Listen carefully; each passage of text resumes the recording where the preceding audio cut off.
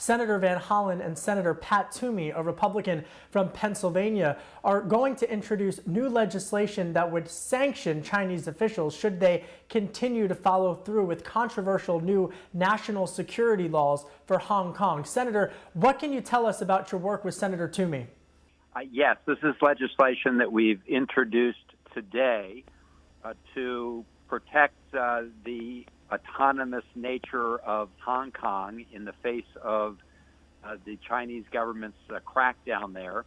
It would impose sanctions and other penalties on individuals who are responsible for violating the basic law there.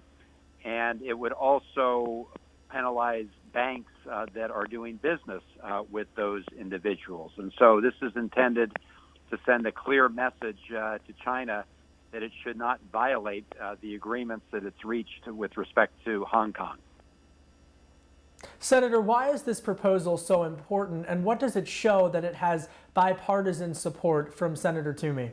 Well, Senator Toomey and I have been working on this for some time, but of course, the events of today and the announcement that China intended to crack down further in Hong Kong has added, I think, new urgency to passing this legislation. And there's a bipartisan sense that it's important to stand up to authoritarian moves.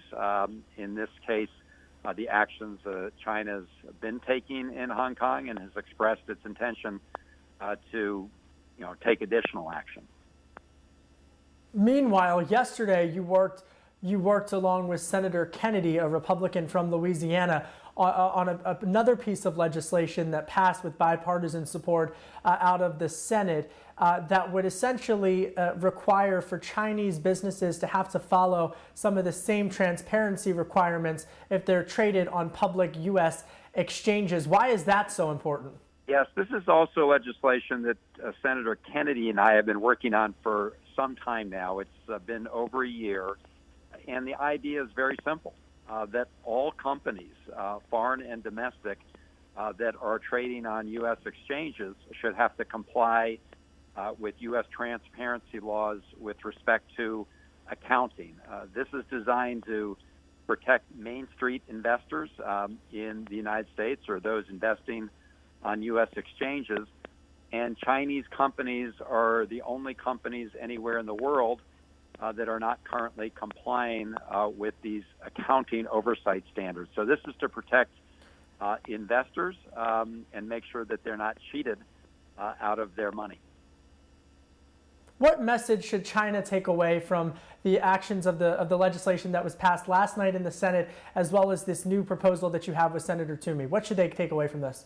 Well, the action last night with Senator Kennedy was simply to put China on the same playing field as every other company in any other country in the world. I mean, in this case, we were not singling out China. China was singling out themselves as the only country, or the only companies of any country in the world that were not complying with these standards that are designed to protect investors. And so they were an outlier. And this was an effort to catch up. It was a long overdue effort. If you look back to the 2009-2010 period, American investors, mom and pop investors, were bilked out of about $40 billion in assets because of deceptive practices by Chinese companies that failed to comply with these standards. So this is a long overdue measure. With respect to the legislation on Hong Kong, this is a very clear bipartisan signal that China needs to comply with the agreements that it's reached in the past.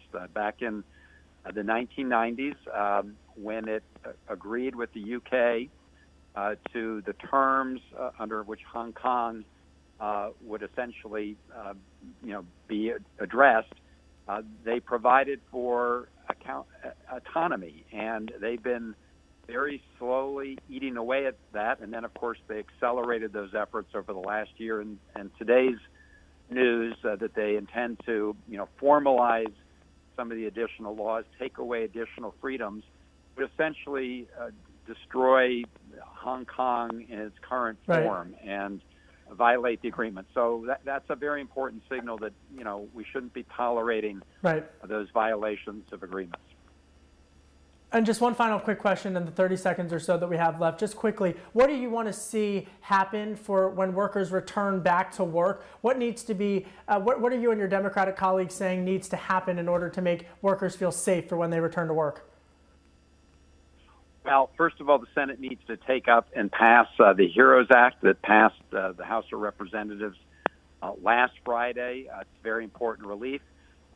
Also, I've joined with Senators Murphy and Merkley to introduce the Rebuilding Main Street Act, which provides a much more flexible way in which small businesses can bring back their employees. So to the extent their employees are not brought back on full time, they would be covered through the unemployment system, and small businesses would also get grants for their fixed costs. So this is a way to slowly turn on the lights. We know we're not going to switch from on to off in one swoop.